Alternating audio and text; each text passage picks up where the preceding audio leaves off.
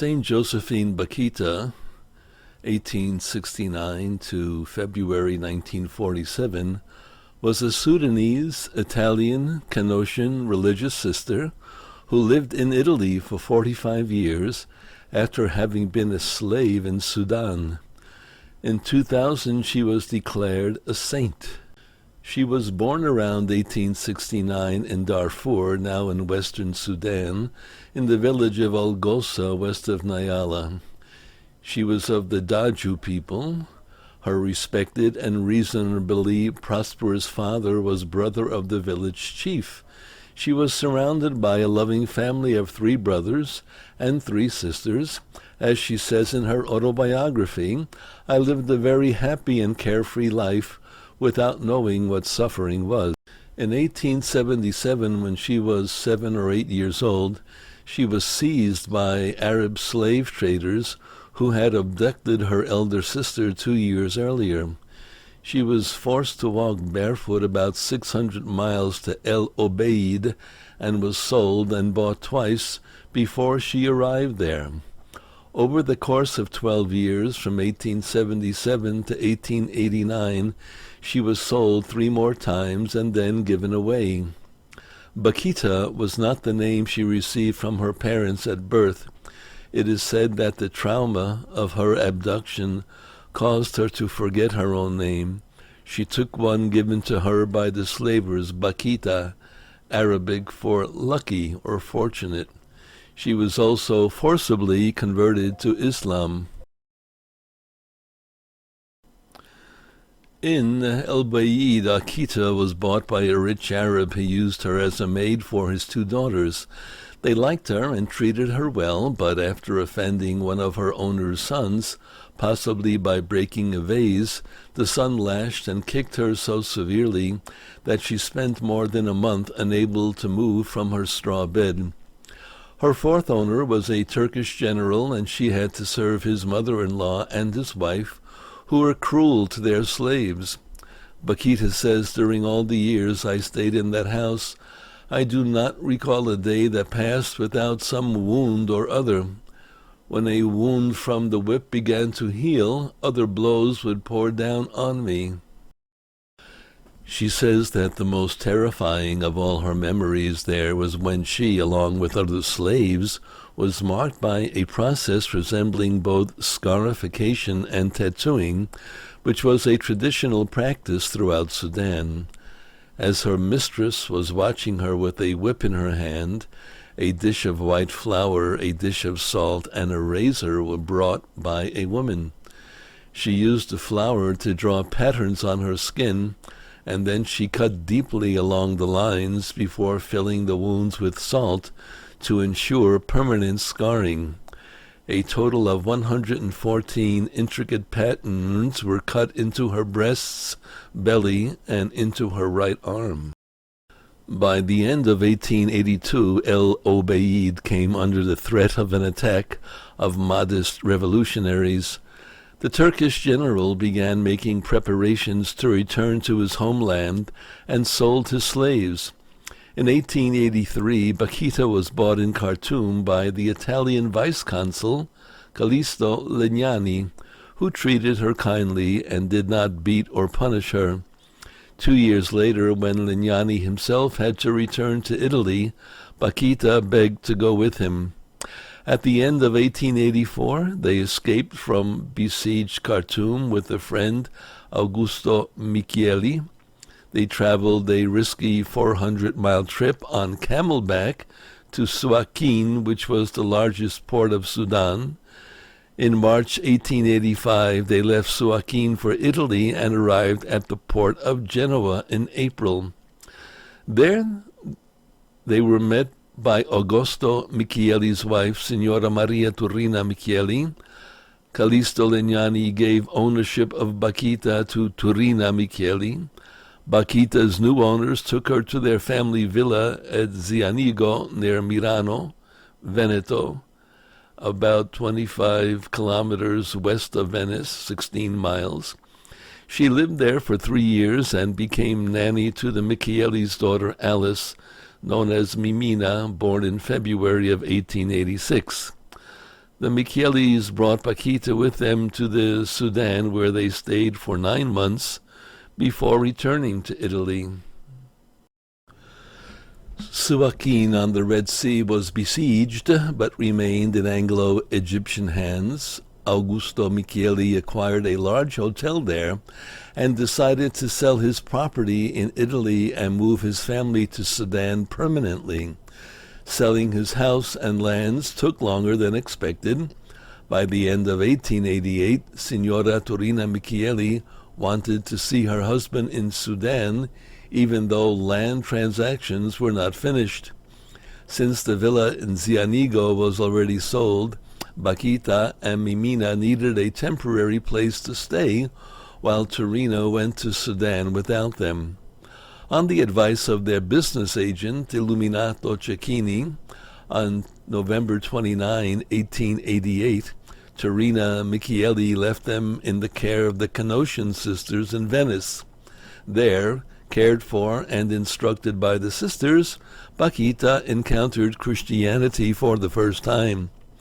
Grateful to her teachers, she recalled, "Those holy mothers instructed me with heroic patience and introduced me to that God who from childhood I had felt in my heart without knowing who he was."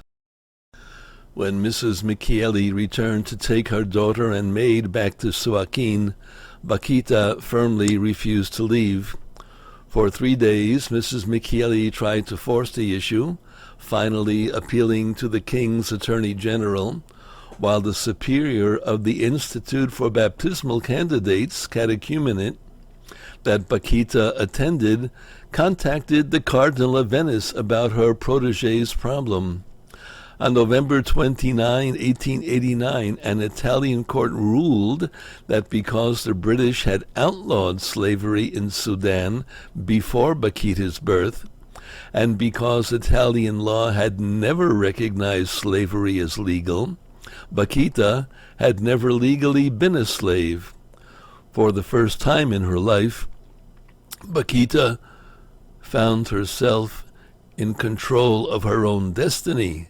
She chose to remain with the Canossians. On January 9 of 1890, Bakhita was baptized with the names of Josephine, Margaret, and Fortunata, which is the Latin translation for the Arabic Bakhita. On the same day, she was also confirmed and received Holy Communion from Archbishop Giuseppe Sarto, the Cardinal Patriarch of Venice, the future Pope Pius X. On December 7, 1893, Josephine Bakhita entered the novitiate of the Canossian Sisters, and on December 8, 1896, she took her vows, welcomed by Cardinal Sarto. In 1902, she was assigned to the Canossian convent at Schio, in the northern Italian province of Vicenza, where she spent the rest of her life. Her only extended time away was between 1935 and 1939, when she stayed at the missionary novitiate in Vimercate, Milan, mostly visiting other Canossian communities in Italy, talking about her experiences, and helping to prepare young sisters for work in Africa. A strong missionary drive animated her throughout her entire life. Her mind was always on God, and her heart in Africa. During her 42 years in Schio, Bakhita was employed as the cook, sacristan, and portress, a doorkeeper, and was in frequent contact with the local community. Her gentleness, calming voice, and ever-present smile became well known, and Vincentians still refer to her as Sor Moretta, the little brown sister, or Madre Moretta, the little black mother. Her special charisma and reputation for sanctity were noticed by her order. The first publication of her story, Storia Meravigliosa, by Ida Zanolini in 1931, made her famous throughout Italy. During the Second World War, she shared the fears and hopes of the town people, who considered her a saint and felt protected by her mere presence. Bombs did not spare Schio, but the war passed without a single casualty. Her last years were marked by pain and sickness. She used a wheelchair, but she retained her cheerfulness, and if asked how she was, she would always smile and answer, "As the Master desires." In the extremity of her last hours, her mind was driven back to the years of her slavery, and she cried out, "The chains are too tight. Loosen them a little, please." After a while, she came round again. Someone asked her, "How are you? Today is Saturday," probably hoping that this would cheer her, because Saturday is the day of the week dedicated to Mary, Mother of Jesus. Bakhita replied, "Yes, I am so happy. Our Lady, Our Lady." These were her last audible words. Bakhita died at 8:10 p.m. on February 8, 1947. For 3 days, her body lay on display, while thousands of people arrived to pay their respects. Her remains were transferred to the Church of the Holy Family of the Canossian Convent of Schio in 1969. A young student once asked Bakhita, "What would you do if you were to meet your captors?" Without hesitation, she responded, "If I were to meet those who kidnapped me and even those who tortured me, I would kneel and kiss their hands. For if these things had not happened, I would not have been a Christian and a religious today." The petitions for her canonization began immediately, and the process officially commenced by Pope John XXIII in 1959, only 12 years after her death. On December 1st, 1978, Pope John Paul II declared Josephine venerable, the first step towards canonization. On May 17, 1992, she was declared blessed and given February 8th as her feast day. On October 1 of 2000, she was canonized as Saint Josephine Bakhita. She is venerated as a modern African saint and as a statement against the brutal history of slavery. She has been adopted as the patron saint of Sudan and human trafficking survivors. Bakhita's legacy is that transformation is possible through suffering. Her story of deliverance from physical slavery also symbolizes all those who find meaning and inspiration in her life for their own deliverance from spiritual slavery. In May 1992, news of her beatification was banned by Khartoum, which Pope John Paul II then personally visited only 9 months later. On February 10 of 1993, he solemnly honored Bakhita on her own soil. "Rejoice, all of Africa. Bakhita has come back to you.